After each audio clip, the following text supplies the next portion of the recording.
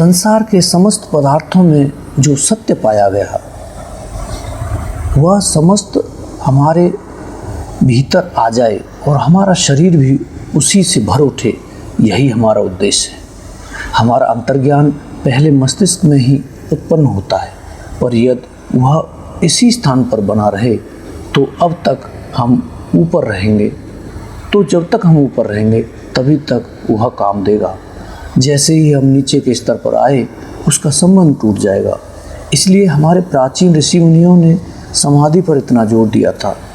इस उपाय से वे इस ज्ञान शक्ति को मनोमय क्षेत्र में ले जाते थे। वहीं पर सूक्ष्म इंद्रियों की सृष्टि होती है। ये सूक्ष्म इंद्रियां बाहर की इंद्रियों की सहायता के बिना भी दर्शन स्पर्शन करने में समर्थ होती हैं। जब तक शरीर का रूपांतर नहीं होगा, इसका अर्थ यह नहीं है कि शरीर और सुख का स्वरूप बदल जाएगा। जब तक शरीर का रूपांतर नहीं होगा तब तक हमें अपनी विजय पूर्ण और सारयुक्त नहीं समझनी चाहिए। पर ऐसा होने पर शरीर की कार्य शक्ति में अंतर आ जाएगा। तब शरीर अमृतमय हो जाएगा, रोग और बुढ़ापा दूर हो जाएगा। सब इंद्रियां सृष्टि के गूढ़ और वास्तविक तत्व को ग्रहण करने लगेंगी। यह अंतरंग ज्ञान की शक्ति मानव इंद्रियों को प्राप्त हो सकती है, इसमें संदेह नहीं है।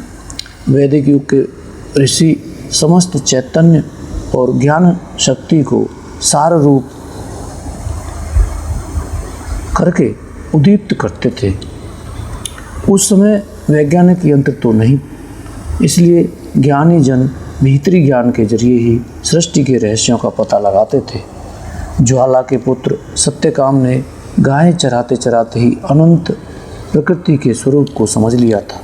उन्होंने पशु पक्षी वृक्ष लता आदि के ज्ञान प्राप्त किया।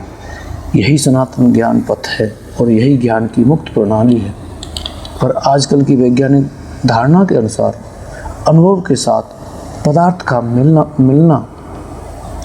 मिलान करना ही ज्ञान प्राप्त करने का एकमात्र साधन है। हम जो कुछ देखते, सुनते हैं, पढ़ते हैं, समझते हैं, उतना ही ज्ञान हम सत्य मानते हैं। इसके सिवाय और कुछ हम नहीं जानते हैं, न मानते हैं। पर अब विज्ञान के क्षेत्र में भी कुछ नवीन विचारक मान रहे हैं कि अंतर्ज्ञान एक बहुत बड़ी शक्ति है।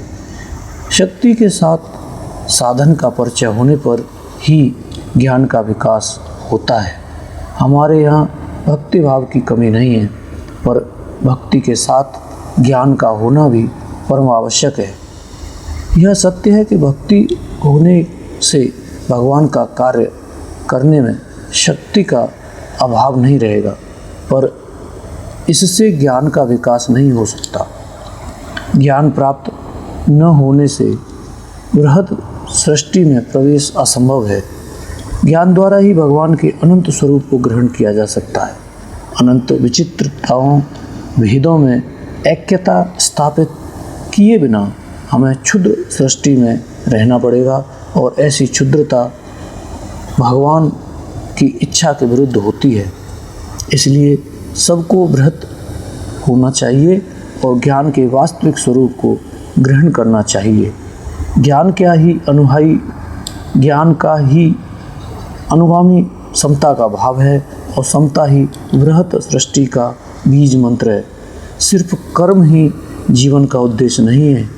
ज्ञान का प्रकाश सृष्टि का सर्वोच्च अंग है। सबको बृहत होना चाहिए और ज्ञान के वास्तविक स्वरूप को ग्रहण करना चाहिए।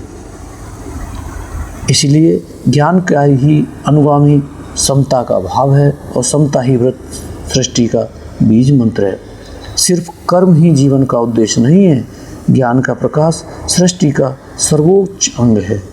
जब शक्ति और भक्ति के सम्मिश्रण से ज्ञान रूप धारण करता है, तभी समस्त सृष्टि सार्थक होती है।